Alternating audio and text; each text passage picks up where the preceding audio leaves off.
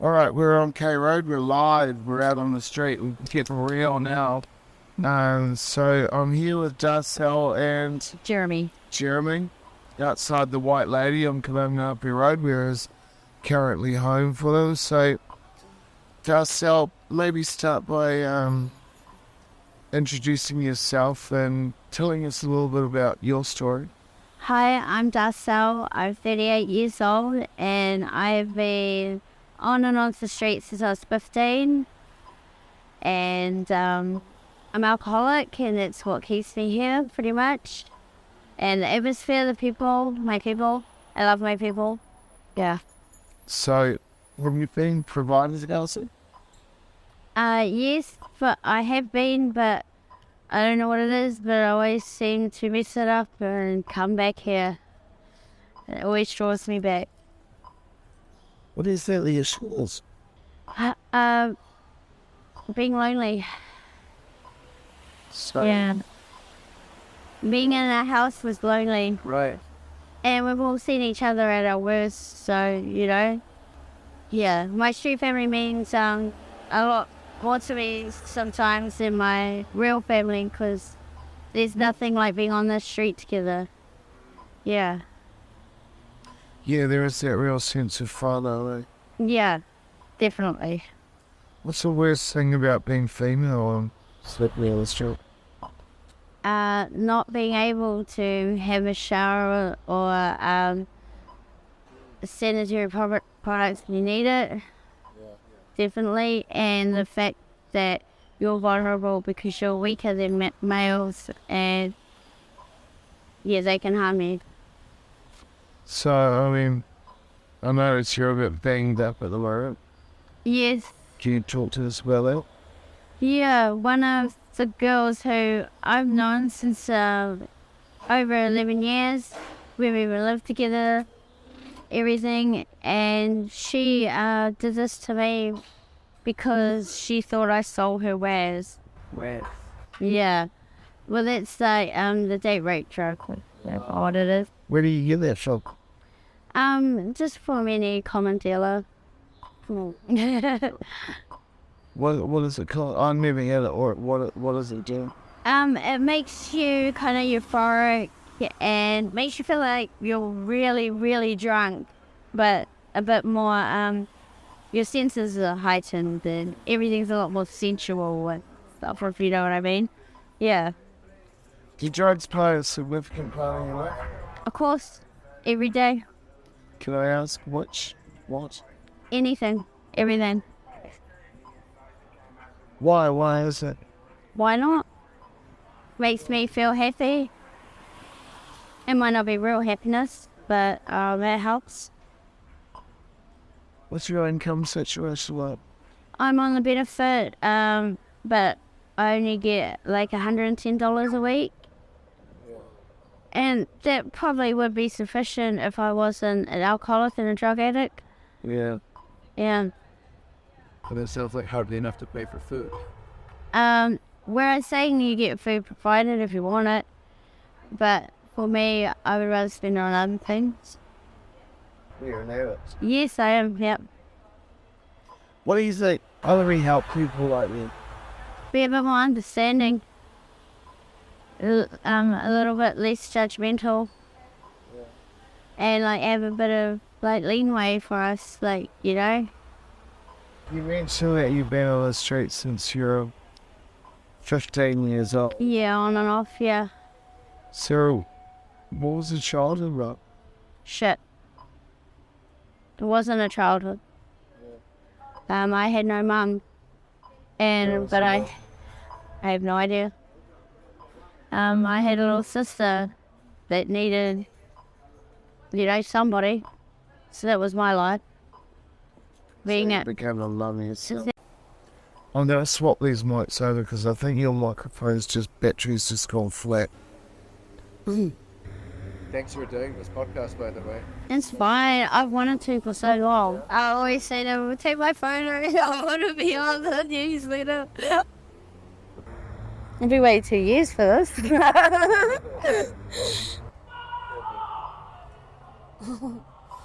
Another day on K Road. Yeah. A6. Standard.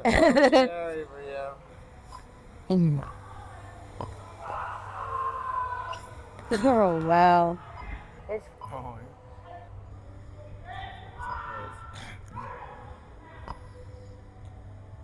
Any spare change, brother? I'll sort you out, I'm pretty fucking low at the moment. Fucking bank locked me out, Yeah. The fucking Labour and fucking cunts want to try to get us on this digital shit. Fuck that shit, I need some cash. Yeah.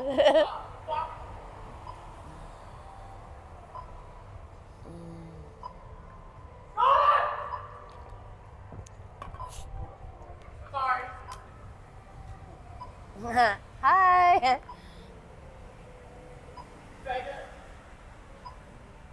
Are you sure you can't come in the room? What room? Just there in the office, we've got it all set up. Oh, I thought you were down by Ponsonby. No, just in the food court there. Oh, yeah. Yeah, okay. Just do it a minute. Thank you. Do you need time to set it up, or? It's already set up. Oh, yeah. Here we go, we're live in the studio with Six and Darcel. Are we recording? Okay, well, hopefully we got some good recordings while we're out on the street, but due to technical difficulties and learning curves, we're back in the studio in the Lim Chor building, and I'm talking to Darcel, long-term streetie. And before we finished, we were talking about drugs, alcohol, life on the streets, being a female on the streets, and I notice, can't help but notice there's a little bit of raru going on. So what's that about? Well, it's a new year, but it seems like there's nothing new, It's just the same shit over and over, but can't help doing it because it's what I know. What's an average day like? Slow. Begging people for change just so I can get a drink. How much do you reckon you make a day? On a good day, it can be up to $80. Yeah. Who are the most generous? Usually middle-aged white people or the younger generation. Yeah. You're Māori descent, yeah? No. You're not? No. Half Niuean. Niuean. Cool. So how does that feel like, being Niuean, being a migrant in New Zealand on the streets from 15 years old? Pretty tragic, actually. Sounds like childhood was a bit of a tough situation. Yeah.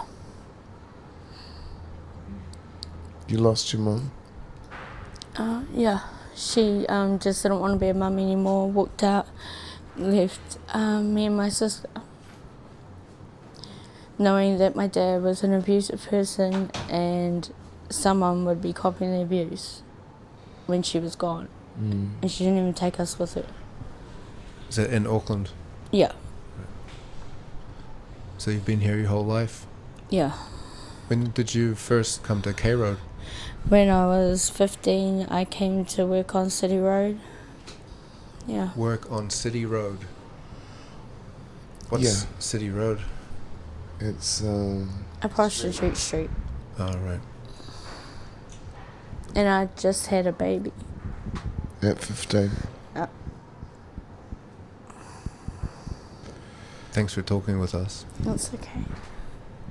You talked about the changes of K Road. I think we were just talking about that when we ran out of battery. What are you saying about the differences from K Road in the past to now? In the past, it was a lot more friendlier. Yeah, and people all worked together and had a good time together, no matter who you were or where you're from. Because there's a sisterhood on the road, eh? Used to be. Used to be, yeah, not so much now. But there used to be the girls looked out for each other, but now it's dog eat dog. Yeah, it's all skullduggery now. Everyone for Such themselves. a cool word, isn't it? Skullduggery. Yeah. Yeah. Are you still involved with that at all? I don't do that anymore. I'm in love with my partner. I love him very much. He's a nice guy. And it's part of the reason why I'm out here. Yeah. Yeah. Because you both got issues, yeah? Oh, doesn't everyone? Doesn't everyone? Like attracts like. Just different types or levels of issues. How was your Christmas? Not what I would have wanted, but it was alright. Did you go and get a kite? Nah, woke up too late. Yeah, what'd you do on Christmas? Just what I do every day. Same thing. Last couple of podcasts we've been talking about new beginnings. And it's 2023. Yeah. Whole new year. Yeah. Do you have hopes, dreams, ambitions? Yeah, this year I do want to get a house because it won't be so lonely because I have somebody now.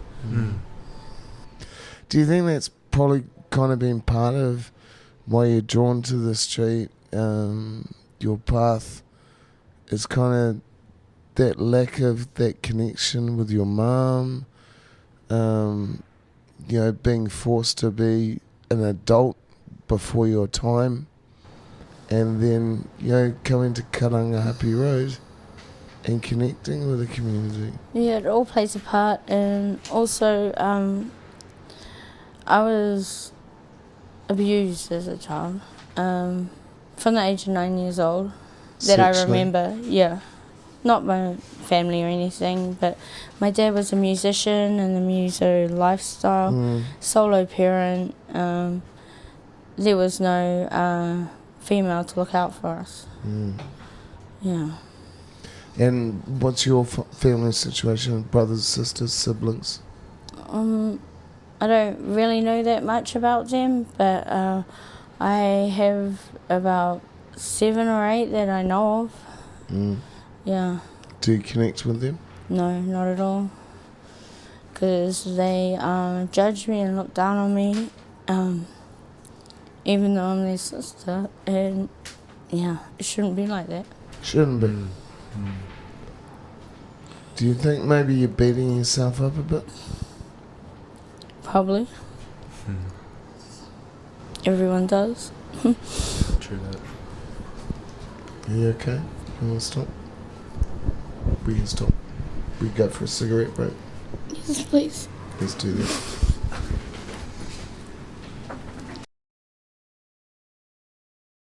Way back in the day, he used to be a punk rock musician. Yeah, he used to play the Glee Quad and the King's Arms and shit like that. Rising Sun. Yeah, then he years later, wanted to have something to do with horses, because he's always been a horse fanatic. He's been a gambler for the horse racing. And yeah, so he picked us up and moved us there, and thinking it would maybe help straighten me out a bit, but it was the worst probably decision he ever made. Where's there? Matamata, which is in between Hamilton and Tauranga. Yeah. So bad about Metaman. It's a shit place. I haven't been there. Yeah. But it's a shit place. You blink and you all miss it if you're driving through it. There's not even a cinema, there's nothing. Have you ever been to Huntley? Have you been to Huntley? Yeah. Well, Manaman is like a shit version of Huntley. Yeah, it's even worse than you've been there, obviously. Oi, we got excited when we got a warehouse. That's how bad it is. Yeah, but, yeah. See, there's Let's face it, small town New Zealand is... Shit. Yeah, it's dumb. It's bad. Why was that the worst thing for you, though, being a small town? Because there's nothing to do there except drink and have sex and do crime and have drugs, So you're pretty 60 years and quite early. Well, I mean, obviously. after what I've been through and that, I didn't realize what the feelings and urges I would get were not normal for a person my age. I didn't know that. Yeah. And then I got, when we were in Manman, I got hooked on meth at 14.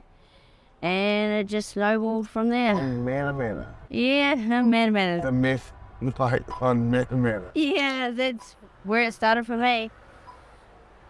Because our weed dealer, he's like, oh, this guy just came and gave me a brick of this stuff. I don't really know what it is, but try it.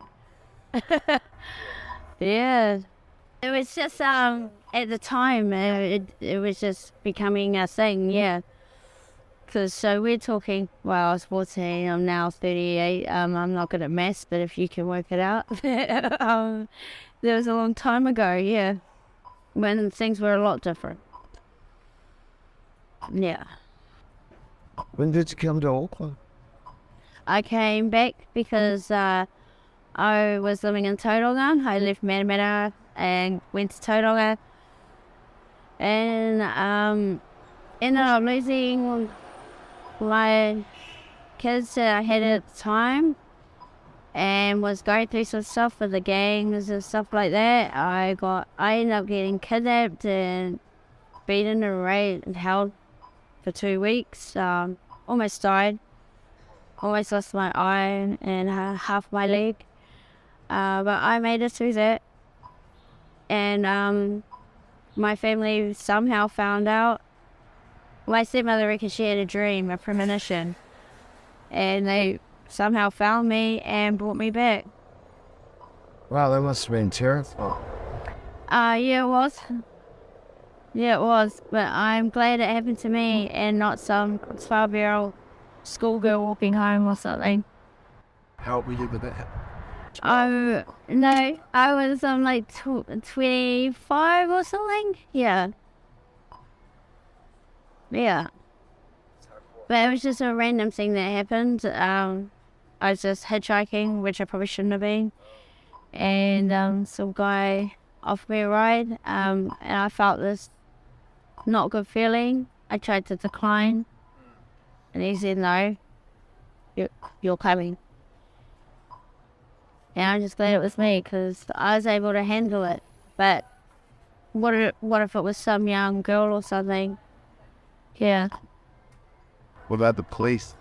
Tell them? Of course not. Why not? Because you're not allowed. Well, it's an unspoken rule, really. You know, I definitely would have been dead on the ground if I'd done that. Who do you talk to when you need somebody? Myself. How's that? Not good. It doesn't really help at all. But I just find I try to talk to other people, but they either get agitated or they say they understand, but I know they don't, because how could they unless they've been through it? Yeah. And that's like when you're on the streets, we've all got those stories. Oh, yeah, we do. But I don't know. There's just no sense of what do you call it, like sisterhood or anything anymore. Because you know, they're all nice to your face, but you're walking out the door and they're all like, fuck that bitch, blah blah blah. And then they try to fuck your man or whatever. Well, you know what? It's like, when you're with your mates and like one mate said, and somebody leaves the room or something. Like, Yeah. I hate that sex. That sex is Did you see what she was wearing? Oh my god. Did you see her makeup? Does she not have a mirror? How tragic. Not looking, would you like? Just move. Yeah. Oh, for Wow, thank you. Happy New Year. have a good one. You're at work. Fuck. Yeah. I reckon his New Year's resolution must have been to quit smoking. Always said that. I think he was lying. Because why would you have a whole packet of rollies if you try to quit? Oh, do you say to put it in? Everything has a split decision. Yeah, here's the envelope. Oh, it's a bit worn, but let's see it. Return to sender. Hey, that's a song, isn't it? Return To sender.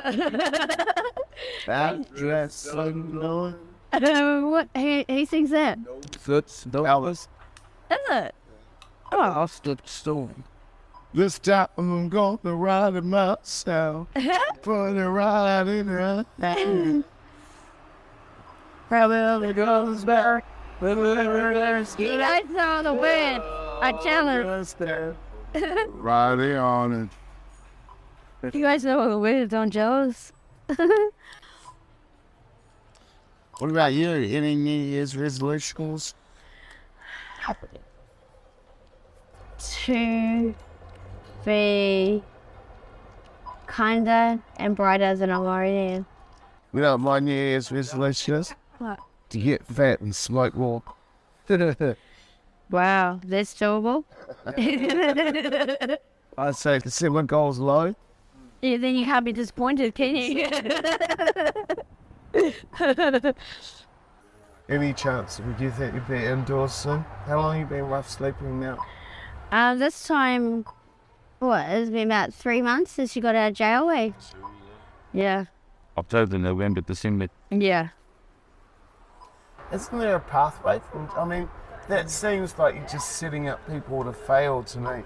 They make you sign a contract.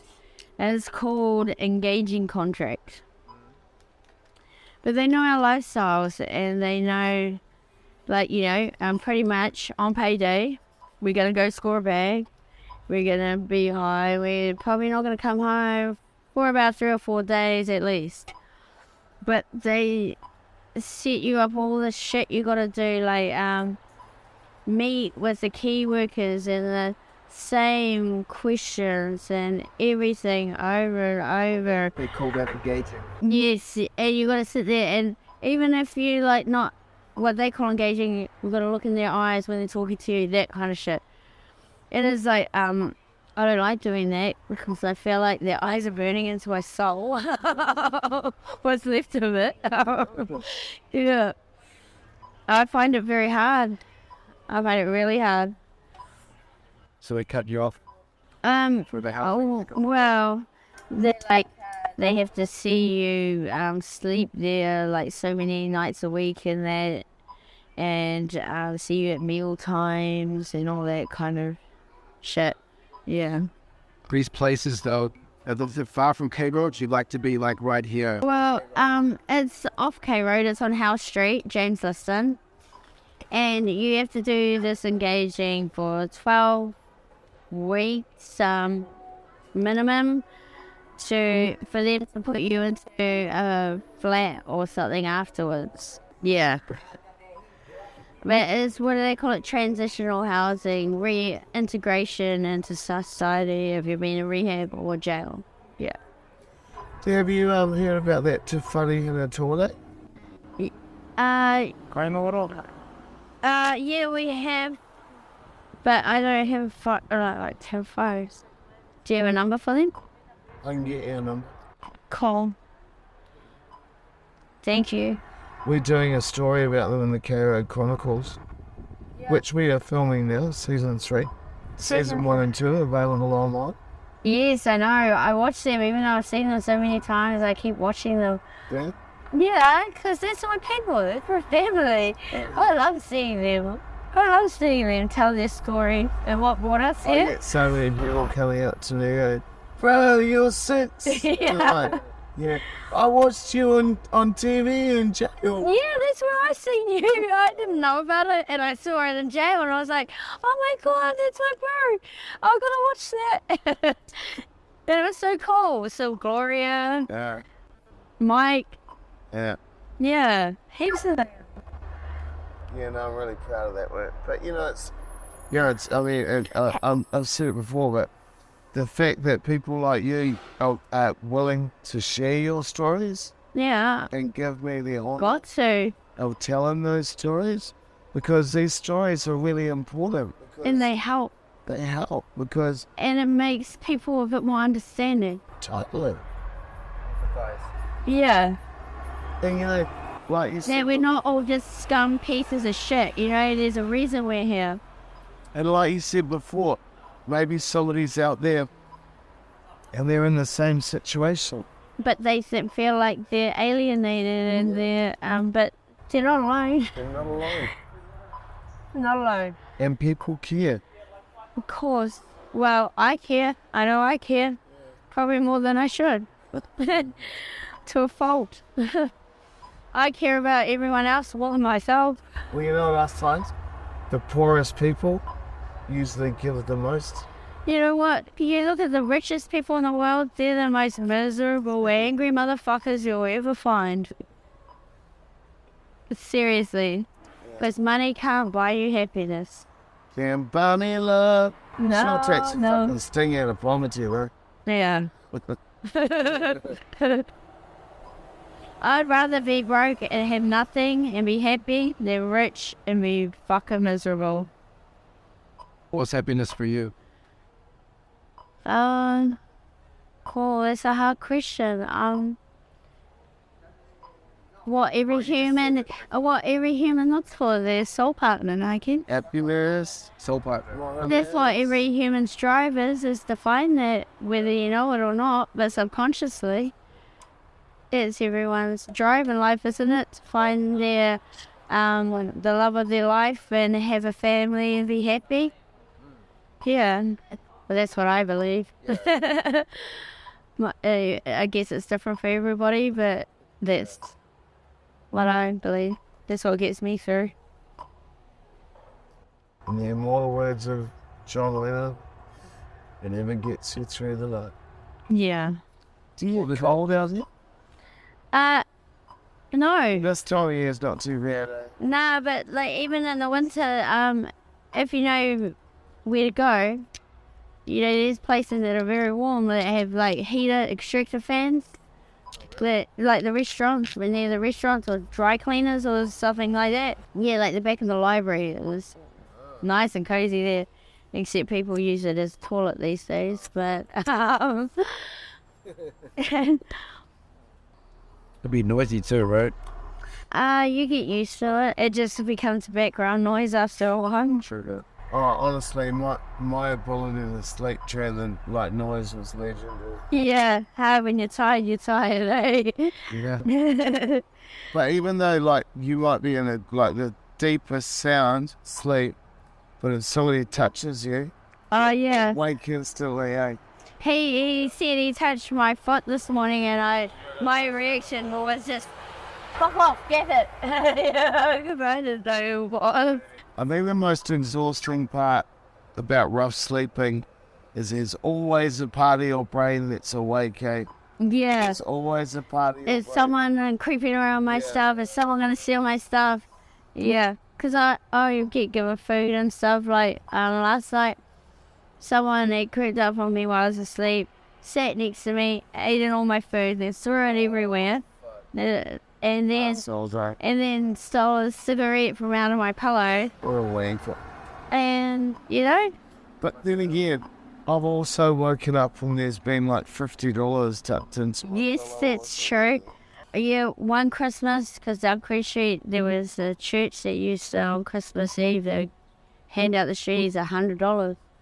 And I remember waking up on Christmas and there's $100 in my club and no one had stolen it, and I cried. I was just so happy. Because, you know, I could get me a box and a bag, so it was sweet.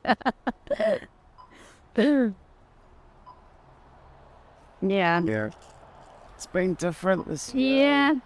Yeah, people aren't as giving as they used to be because they think every streetie does synthetics and that's what it's going on, and yeah.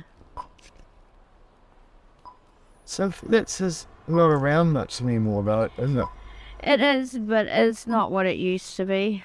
It's just another cut down version. It's about like we don't have much cash in society anymore. Everyone's using cards. Yeah, I know. So a lot of the time people will be like, but can I buy you a burger or something? Yeah. Yeah, and that just makes you fat. Yeah, but and I'm always thinking, well, I don't want to seem ungrateful, but I'll say yes, but I kind of wanted the money because a burger doesn't buy me a box. It's like, especially on a party or a Saturday night. Yeah. There's drunk cunts just staggering around and they're like, oh, I'm not giving you money, you're just going to spit out alcohol. Yeah, and they're drunk. Oh, you're fucked up yourself. Yeah. Yeah, I know. Oh, funny world we live in, isn't it? Oh, people just don't stop. They're so hypocritical. What would be your drink, Joe? I would hate to have a job, but if I don't even told what to do really. But to design shoes, I love shoes. I'd love to design like a high heel shoes or stuff. That'd be cool. Did you know high heel shoes were actually originally invented for men? Why, for posture? Or for horse riding? Oh, really? Oh, so they could just spur in the horse. Yeah. Wow. So how did women take that over?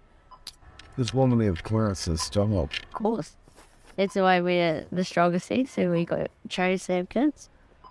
We can give life. How many kids have you got? 6. 5 girls and 1 boy. Yeah, my oldest is 21, she's turning 22 in March. My youngest is 6. No. 6 is older than 21.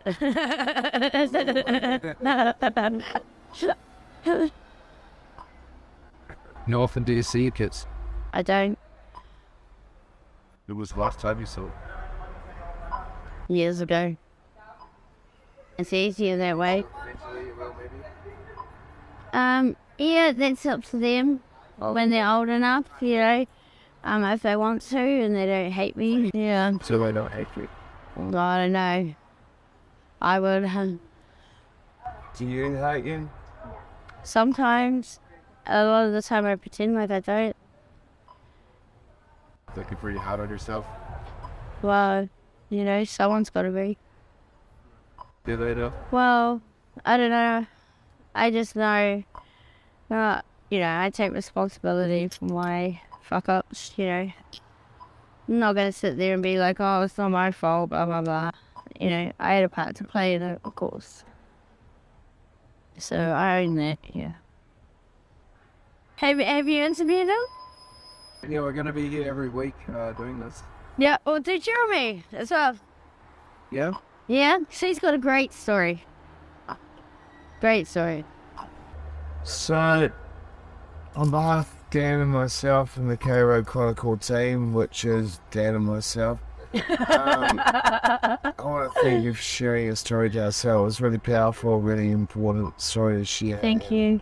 It's an honour that people like you trust us to do that, and I respect you, love you. Thank you. It means a lot to me. Yeah, you too.